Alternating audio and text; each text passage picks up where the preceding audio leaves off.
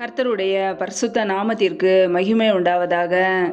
தேவன் அருளிய மினிஸ்ட்ரி மூலமாக உங்களோடு தொடர்பு கொள்வதிலும் இந்த மகிழ்ச்சி அடைகிறோம். இன்றைக்கும் இந்த நாளிலும் தேவன் நமக்கு கொடுக்கிற வார்த்தை ஏசாயா 41 அதிகாரம் 10 வசனம். நீ பயப்படாதே, நான் உன்னுடனே இருக்கிறேன்.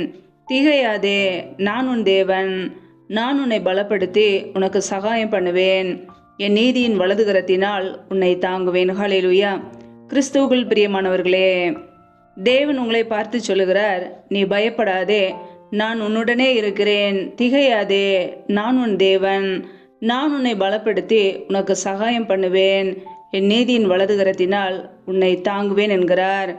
பிரியமானவர்களே, ஒவ்வொரு நாளும் கர்த்தர் நமக்கு சகாயம் பண்ணுகிறவர், நம்மை தாங்குகிறவர், நம்மை வழி நடத்துகிறவர், பாதுகாக்கிறவர், நம்மோடு கூட இருந்து நம்மை வழி நடத்துகிற தேவன். ஹல்லேலூயா. நீ பயப்படாதே என்கிறார். பிரியமானவர்களே, இன்றைக்கு ஒருவேளை நீங்கள் ஏதோ ஒரு காரியத்தை குறித்து பயந்து கொண்டு இருக்கலாம். கர்த்தர் சொல்லுகிறார், நீ பயப்படாதே, நான் உன்னுடனே இருக்கிறேன் என்கிறார். பிரியமானவர்களே, கர்த்தர் நம்மோடு கூட இருக்கிறார். எந்த பயமோ எந்த வேதனைகளோ நம்முடைய வாழ்க்கையிலே இருக்கக்கூடாது. வேதம் சொல்லுகிறது, மனுஷனுக்கு பயப்படும் பயம் கண்ணியை வருவிக்கும் என்று.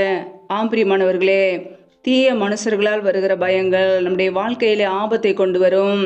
ஒருபோதும் மனுஷர்களுக்கு பயப்படாதபடிக்கு கர்த்தரை குறித்த ஒரு பயத்தோடு நாம் வாழ்ந்தால் போதுமானது. ஹல்லேலூயா. வேதம் சொல்லுகிறது, பயமானது வேதனை உள்ளது என்று. பிரியமானவர்களே, இன்றைக்கு அநேகருடைய வாழ்க்கையிலே தீய மனிதர்களை குறித்ததான பயம், தேவையில்லாத பயம் வாழ்க்கையிலே வேதனைகளை கொண்டு வருகிறது. நாம் ஒருபோதும் சத்ருவுக்கு இடம் கொடுக்கக்கூடாது. ஹல்லேலூயா. பயத்தை கொண்டு வருகிறது சத்ரு. நம்முடைய வாழ்க்கையிலே பிசாசானவனுக்கு இடம் கொடுக்கக்கூடாது. ஹல்லேலூயா. வேதத்திலே நாம் வாசிக்கிறோம், 64 சங்கீதம் 1 வசனத்திலே சங்கீதக்காரன் இப்படியாக ஜெபிக்கிறார், சத்ருவால் வரும் பயத்தை நீக்கி என் பிராணனை காத்தருளும் என்று. பிரியமானவர்களே, இன்றைக்கு அநேகருடைய வாழ்க்கையிலே சத்ரு பயத்தை கொடுக்கிறான், பிசாசு பயத்தை கொடுக்கிறான், தேவையில்லாத பயத்தை இருதயத்தில் விதைக்கிறான். பிரியமானவர்களே, நாம் பயத்துக்கு இடம் கொடுக்கக்கூடாது. சத்ரு நம்முடைய வாழ்க்கையில பயத்தை கொண்டு வருவான் என்றால் அதற்கு நாம் எதிர்த்து நிற்க வேண்டும். தேவனுடைய வார்த்தை கொண்டு கடிந்து நாம் ஜெபிக்க வேண்டும். ஹல்லேலூயா. நம்முடைய வாழ்க்கையிலே சத்ருவானவனுக்கு இடம் கொடுக்கக்கூடாது, பயத்துக்கு இடம் கொடுக்கக்கூடாது.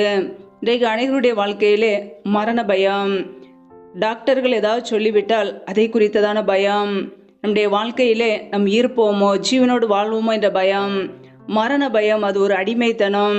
பிசாசானவன் அநேகருடைய வாழ்க்கையிலே பயத்தை கொடுத்து அடிமையிலே வைத்திருப்பான். நம்முடைய வாழ்க்கையிலே நம் பயத்துக்கு இடம் கொடுக்கக்கூடாது. ஹல்லேலூயா. தேவன் நமக்கு பயமுள்ள ஆவியை கொடாமல் பலமும் அன்பும் தெளிந்த புத்தியுமுள்ள ஆவியை கொடுத்திருக்கிறார். பிரியமானவர்களே, அவர் நமக்கு பலமுள்ள ஆவியை கட்டளையிட்டு இருக்கிறார். நம்முடைய வாழ்க்கையிலே ஒவ்வொரு நாளும் நமக்கு பலன் கொடுக்கிறவர், அவர் நம்மை பலப்படுத்துகிறவர், நமக்கு சமாதானத்தை கொடுக்கிறவர், உதவி செய்கிறவர், அவருடைய வலதுகரத்தில் வைத்து நம்மை தாங்குகிறவர், அவருடைய கிருபை நம்மை தாங்குகிறது. பிரியமானவர்களே, அவருடைய இரக்கத்தினால் நம்மை நடத்துகிறார். நம்முடைய வாழ்க்கையிலே தேவையில்லாத காரியங்களை குறித்ததான பயம் நம்மை விட்டு விலக வேண்டும். நீ பயப்படாதே என்கிறார். பிரியமானவர்களே, இன்றைக்கு ஒருவேளை நீங்கள் ஏதாவது ஒரு காரியத்தை குறித்ததான பயத்தோடு நீங்கள் இருக்கலாம். அப்படிப்பட்ட காரியத்துக்கு இடம் கொடுக்காதீர்கள். ஏனென்றால் தேவன் நம்மோடு கூட இருக்கிறார். நம்முடைய வாழ்க்கையிலே பயம் வரும் என்றால் அநேக பிரச்சனைகளும் வேதனைகளும் வரும். சத்ரு நம்முடைய வாழ்க்கையிலே பயத்தை களைகளை விதைப்பான். அதற்கு நாம் இடம் கொடுக்கக்கூடாது. தேவன் நமக்கு பலமுள்ள ஆவியை கொடுத்திருக்கிறார். கர்த்தருக்குள் மகிழ்ச்சியாக இருப்பதே நம்முடைய பலன். ஹல்லேலூயா. கர்த்தரே நமக்கு ஒவ்வொரு நாளும் பலனாக இருக்கிறார். கர்த்தர் நமக்கு துணையாக இருந்து நம்மை பலப்படுத்துகிறார், வழி நடத்துகிறார். பிரியமானவர்களே, தீய மனிதர்கள், பொல்லாத மனிதர்கள் பேசிய வீண் வார்த்தைகளை குறித்து பயப்படாதபடிக்கு, பயமான காரியங்களுக்கு இடம் கொடுக்காதபடிக்கு, அப்படிப்பட்ட காரியங்களுக்கு எதிர்த்து நிற்போம். ஹல்லேலூயா. பிசாசானவுக்கு நாம் எதிர்த்து நிற்போம். தேவனுடைய வார்த்தைக்கு கீழ்ப்படிந்து எதிர்த்து நிற்கும் போது அவன் ஓடி விடுவான். ஹல்லேலூயா. கர்த்தருடைய பிள்ளைகள் ஒவ்வொரு நாளும் கர்த்தருடைய வார்த்தைக்கு கீழ்ப்படிவோம். அவர் நம்மை நடத்துவார். நம்முடைய வாழ்க்கையிலே பயப்படுகிற காரியங்கள் இருந்தால் எல்லாவற்றையும் கர்த்தர் நீக்கி நம்மை ஆசீர்வதிப்பார். ஹல்லேலூயா. அவருடைய நீதியின் வலதுகரத்தினாலே நம்மை தாங்குகிறார். நமக்கு உதவி செய்கிறவர், சகாயம் பண்ணுகிறவர், எதை குறித்தும் கவலைப்பட வேண்டாம். நம்முடைய தேவைகளை சந்திக்கிறவர். மனிதர்கள் உதவி செய்ய மறந்து போவார்கள், கர்த்தர் நமக்கு உதவி செய்ய ஒரு நாளும் மறப்பதில்லை. அவர் நமக்கு சகாயம் பண்ணுகிறவர். திக்கற்ற பிள்ளைகளுக்கு அவரே சகாயராக இருக்கிறார். ஹல்லேலூயா. ஒருவேளை யாருமே இல்லாமல் திக்கற்றவர்களை நீங்கள் இருக்கலாம், உங்களுக்கு கர்த்தர் ஆதரவாக இருப்பார், உங்களுக்கு சகாயராக இருந்து உங்களை நடத்துவார். ஹல்லேலூயா. பயப்படாதபடிக்கு ஒவ்வொரு நாளும் தேவ சமூகத்திலே காத்திருந்து ஜெபியுங்கள். தேவனுடைய வார்த்தை இரவும் பகலும் தியானித்து ஜெபியுங்கள். கர்த்தர் உங்களுடைய வாழ்க்கையிலே அற்புதத்தை செய்வார். ஹல்லேலூயா. அவருடைய நாமம் அதிசயமானது. பிரியமானவர்களே, நம்முடைய வாழ்க்கையிலே கர்த்தர் அதிசயமான காரியங்களை செய்வார். ஹல்லேலூயா. விசுவாசத்தோடு நம்பிக்கையோடு கர்த்தரையே சார்ந்து கொள்வோம். அவர் நம்மை மரண பரியந்தம் வரை நடத்துவார். ஹல்லேலூயா. கர்த்ததாமே இந்த வார்த்தையின்படி உங்களை ஆசீர்வதிப்பாராக. ஆமென். நம்மை நாமே அவருடைய சமூகத்திலே தாழ்த்தி அர்ப்பணித்து ஜெபிப்போம். ஜெபம். எங்களை அதிகமாய் நேசிக்கிற எங்கள் அன்பின் பரலோக தகப்பனே, மை துதிக்கிறோம், ஸ்தோத்திரிக்கிறோம் அப்பா. இந்த நாளிலும் கூட நம்முடைய வார்த்தைகளோடு எங்களோடு பேசினீரே, அதற்காக ஸ்தோத்திரம் அப்பா. ஒவ்வொரு நாளும் கனிமணி போல் எங்களை பாதுகாத்து கிருபையோடு ஜீவனோடு வைத்திருக்கிறீரே, அதற்காக நன்றி அப்பா. நல்லவரே மை துதிக்கிறோம் அப்பா. வல்லவரே மை துதிக்கிறோம். மகிமை உள்ளவரே மை துதிக்கிறோம். எங்களுடைய தேவைகளை சந்திக்கிறீரே, நன்றி அப்பா. இப்பொழுது இணைந்திருக்கிற ஒவ்வொரு பிள்ளைகளையும் உடைய கரங்களிலே அர்ப்பணிக்கிறோம். என் தேவன் தாமே ஒவ்வொரு குடும்பங்களையும் பாதுகாத்துக் கொள்வீராக. பிள்ளைகள் செய்த தவறுகள், குறைகள், குற்றங்கள் எல்லாவற்றையும் மன்னிங்கப்பா. உடைய பரிசுத்த இரத்தத்தினால் கழுவி சுத்திகரிங்க, ஆசீர்வதிங்க. எந்தெந்த குடும்பங்களிலும் என்னென்ன காரியங்களுக்காக ஜெபிக்கிறார்களோ என் தேவன் எல்லா ஜெப விண்ணப்பங்களையும் அங்கீகரிப்பீராக.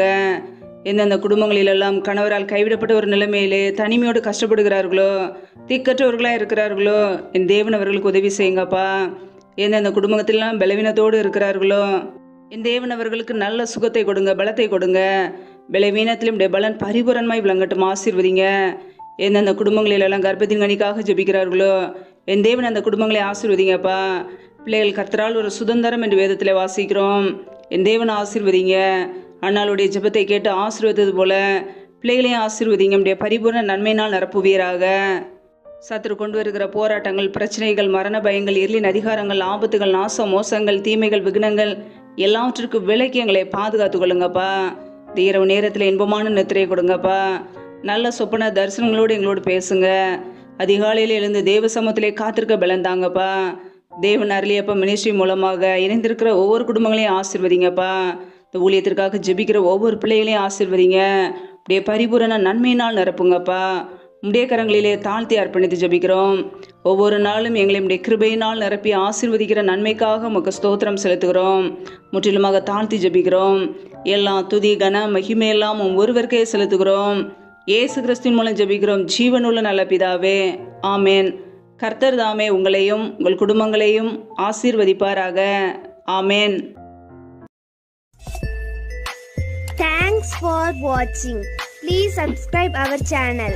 Click the like and share. Click the bell. God bless you.